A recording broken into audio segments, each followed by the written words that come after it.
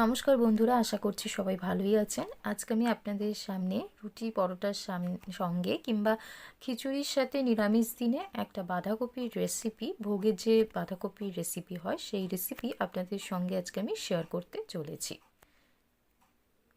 তো চলুন শুরু করা যাক আজকের এই রেসিপিটা।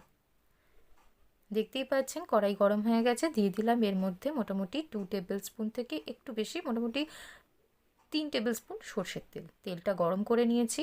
এবার আমি ছোট ছোট টুকরোতে আলু কেটে রেখেছি। এখানে একটা বড় সাইজের আলু আমি টুকরো করে কেটে রেখেছি, সেটা আমি ভেজে নেব।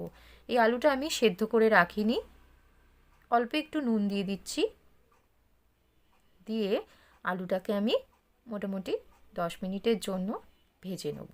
এপিট ওপিট করে নিচ্ছি, একটু লালচে ব্রাউন করে কিন্তু ভেজে নিচ্ছি। দেখতেই পাচ্ছেন আলুটা আমার ভাজা হয়ে গেছে। আমি একটা প্লেটে এটা তুলে নিচ্ছি। এবার ওই একই তেলে আমি দিয়ে দিচ্ছি একটুখানি জিরে, গোটা জিরে 1 টিস্পুন মতন, ফোড়নটা ভেজে নিয়েছি। এবার দিয়ে দিচ্ছি বাঁধাকপিগুলো। এখানে একটা ছোট সাইজের বাঁধাকপি আমি কেটে রেখেছি, সেটা আমি এর মধ্যে দিয়ে দিলাম। বাঁধাকপিটা আমি সেদ্ধ করে রাখিনি, আপনারা চাইলে কিন্তু সেদ্ধ করে নিতে পারেন। এবার আমি এর মধ্যে দিয়ে দিচ্ছি হলুদ গুঁড়ো 1/4 টিস্পুন, দিয়ে দিচ্ছি অল্প একটু সামান্যতম নুন। নুনটা অবশ্যই স্বাদ মতন দেবেন।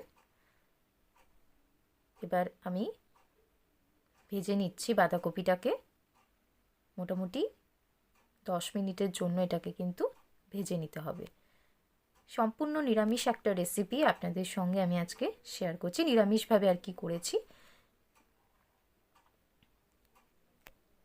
এপিট ওপিট মোটামুটি ভালো করে ভেজে নিচ্ছি। তো আমি এবার এটা ঢেকে দেবো 10 মিনিটের জন্য। এটা আমি ঢেকে দিচ্ছি। 10 মিনিট পরে আমি ফিরে আসলাম, আরেকবার একটু নাড়াচাড়া করে দিলাম।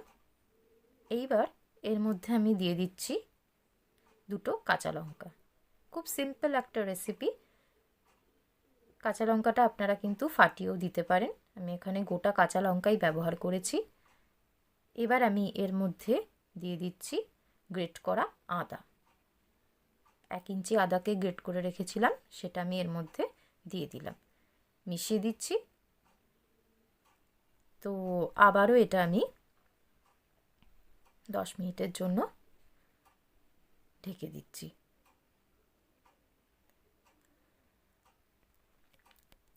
দেখতেই পাচ্ছেন বাঁধাকপিটা টোটালি সেদ্ধ হয়ে গেছে। তো এবার আমি এর মধ্যে দিয়ে দিচ্ছি কিছু মটরশুঁটি। মটরশুঁটিটা টোটালি অপশনাল, তবে নিরামিষ দিনে বা শীতকালে মটরশুঁটি দিয়ে খেতে কিন্তু ভালো লাগবে। এই রেসিপিটা আপনারা ডিনারে রুটি পরোটার সঙ্গেও খেতে পারেন, আবার পুজোর দিনে আপনারা এটার খিচুড়ির সাথেও খেতে পারেন। মিশিয়ে দিচ্ছি, খুব ভালো করে কিন্তু নেড়েচেড়ে নিতে হবে। এবার আমি ভেজে রাখা আলুগুলো এর মধ্যে অ্যাড করে দিলাম, মিশিয়ে দিচ্ছি। যদি আমার চ্যানেলটা ভালো লেগে থাকে তাহলে অবশ্যই একবার লাইক শেয়ার সাবস্ক্রাইব করতে কিন্তু ভুলবেন না। পাশে থাকা বেল অপশানটা প্রেস করে দেবেন নিত্য নতুন রেসিপি পেতে। আবারও 5 মিনিটের জন্য এটা ঢেকে দিচ্ছি। এখানে আমি অ্যাড করলাম ভাজা মশলা। ভাজা মশলাটা আমি এখানে অ্যাড করেছি। এখানে রয়েছে গোটা জিরে, গোটা ধনে, শুকনো লঙ্কা, 2টো এলাচ, দারচিনি, লবঙ্গ, 2টো লবঙ্গ রয়েছে, একটা তেজপাতা রয়েছে, ভেজে আমি পাউডার বানিয়ে রেখেছি, মানে রোস্ট করে আর কি পাউডার বানিয়েছিলাম। মিশিয়ে দিলাম।